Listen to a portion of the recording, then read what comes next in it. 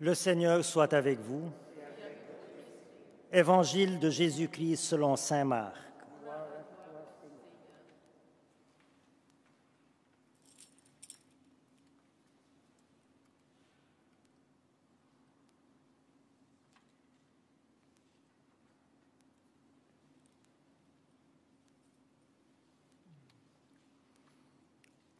Après l'arrestation de Jean le Baptiste, Jésus partit pour la Galilée, proclamait l'évangile de Dieu.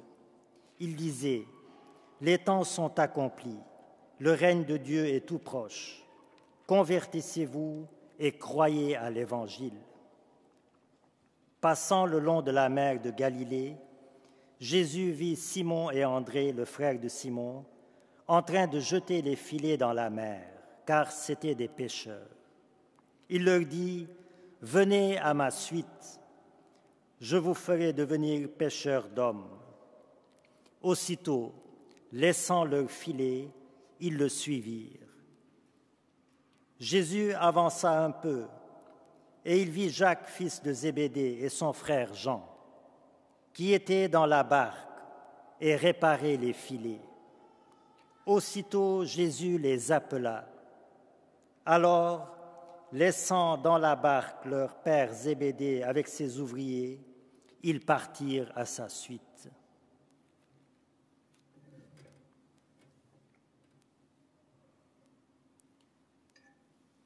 Acclamons la parole de Dieu.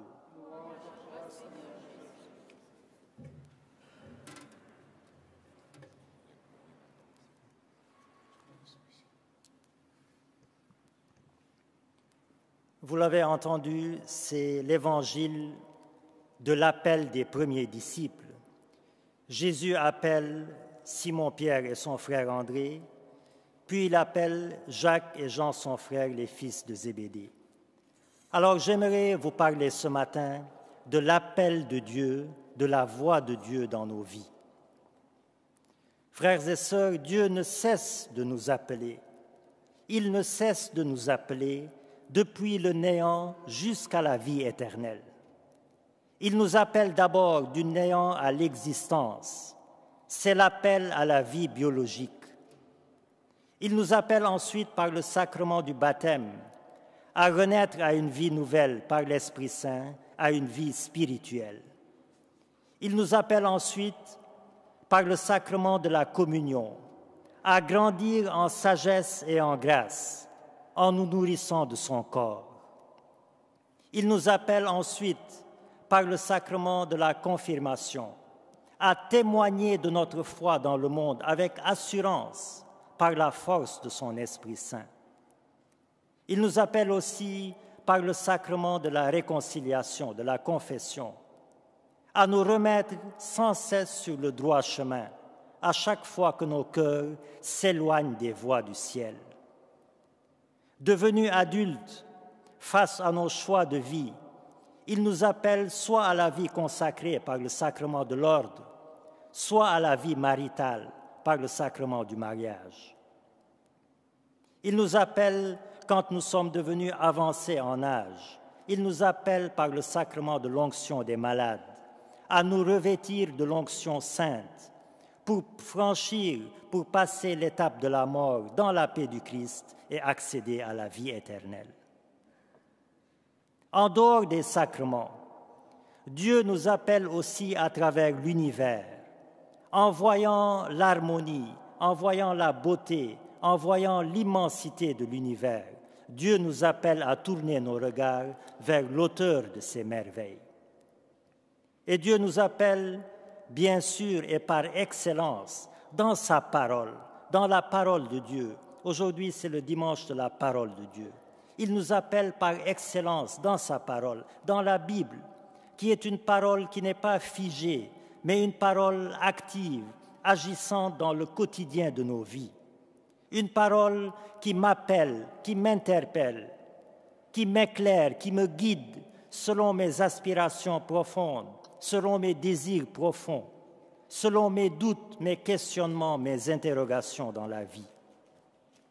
Et tous ces appels de Dieu ont un seul but, un seul objectif, c'est mon véritable bonheur.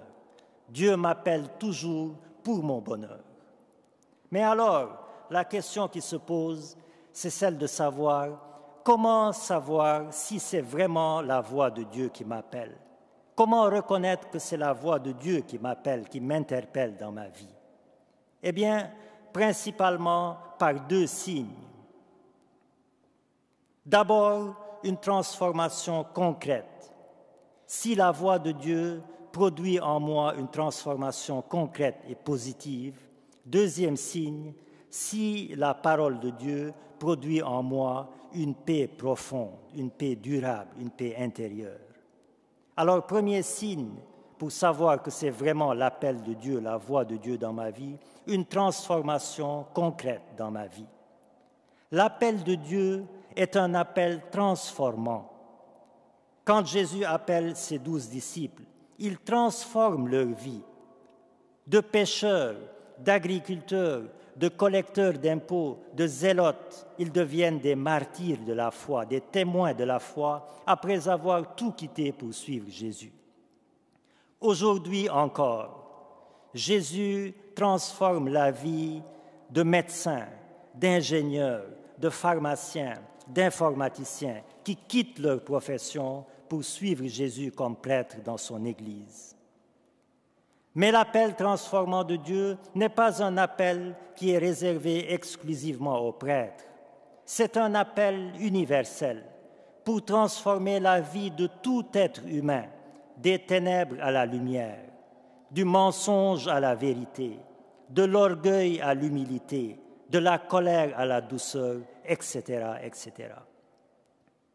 Si donc la voix de Dieu produit en moi une transformation concrète, si elle change concrètement quelque chose dans ma vie, si la voix de Dieu a un impact positif dans ma vie, eh bien, j'entendrai un jour cette même voix qui me dira « Serviteur bon et fidèle, tu as été fidèle pour peu de choses, je t'en confierai beaucoup, entre dans la joie de ton maître. » Alors, voilà le premier signe pour reconnaître la voix de Dieu, une transformation concrète dans ma vie.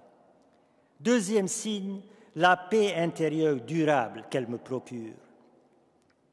Chaque fois que je raconte l'histoire de ma vocation, l'histoire de mon appel à devenir prêtre, et que je dis que la nuit du 4 novembre 2014, j'ai entendu la voix de Dieu qui m'appelle à la prêtrise, on me pose souvent la question de savoir, mais comment as-tu reconnu sa voix?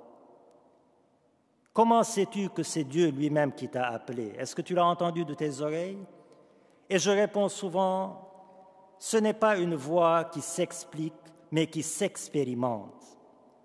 Sa voix est si douce et si puissante en même temps qu'elle laisse dans le cœur une paix durable, une paix profonde telle qu'on ne peut plus douter que c'est la paix du Christ lui-même qui nous a dit « Je vous donne ma paix ».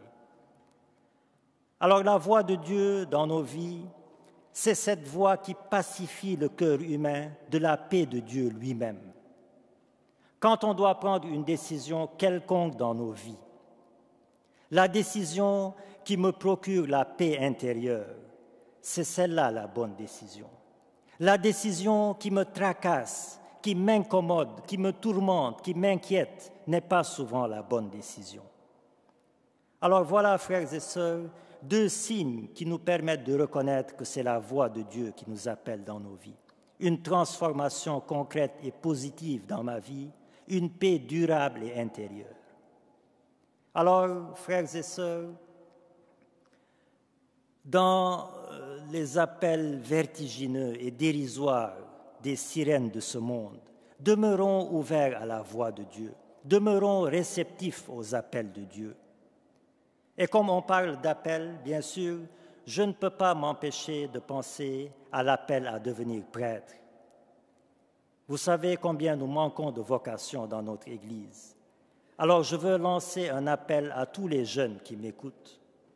Si vous sentez dans votre cœur un désir que le monde ne peut pas combler, et même si vous êtes dans une bonne situation familiale ou professionnelle, mais que vous avez un désir intérieur qui vous appelle à plus que cela, un désir presque surnaturel de bonheur et de paix, Peut-être que le Seigneur vous appelle à donner votre vie pour le Seigneur. N'hésitez pas, vous ne perdez rien et vous gagnez tout, car la vie éternelle est au bout du chemin. Et j'aimerais conclure mon homélie par cette prière que j'ai moi-même composée juste avant mon ordination sacerdotale, en pensant à tous les appelés à la prêtrise, en pensant à tous les prêtres qui m'ont devancé, en pensant à leur mission qui est certes réjouissante, mais en même temps très exigeante, si on veut demeurer fidèle à la volonté de Dieu dans notre ministère de prêtre. Mais cette prière s'applique aussi à tout chrétien.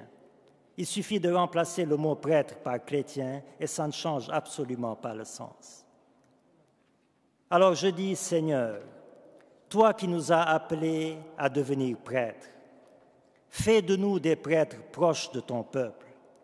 Quand on leur parlera, qu'ils entendent ta voix. Quand on se tiendra au milieu d'eux, qu'ils sentent ta présence. Quand on les aimera, qu'ils ressentent ton amour. Fais de nous des prêtres humbles et sereins, qui ne se laissent pas exalter par les louanges, ni abattre par le mépris. Fais de nous des prêtres compatissants, qui portent dans leur cœur les souffrances des autres pour les déposer à l'autel du saint sacrifice de la messe. Fais de nous des prêtres patients avec la brebis chétive, longanimes avec la brebis rétive, et très ouverts, très soucieux de la brebis égarée. Fais de nous des prêtres fidèles à ta vérité, sans l'utiliser comme arme pour blesser, mais sans la diluer pour tromper. Fais de nous, Seigneur, des prêtres ouverts à ta bonté, des prêtres serviteurs, dont l'habit sacerdotal n'est pas immaculé par un luxe, mais par la poussière qui macule la véritable tenue de service. Et enfin, Seigneur, si toutes ces demandes n'étaient pas exaucées, ne nous refuse pas cette ultime demande. Fais de nous des prêtres charitables, car sans l'amour, nous ne serons pas des prêtres de Jésus-Christ, lui le seul véritable prêtre, le prêtre par excellence. À lui soit la gloire pour les siècles sans fin. Amen.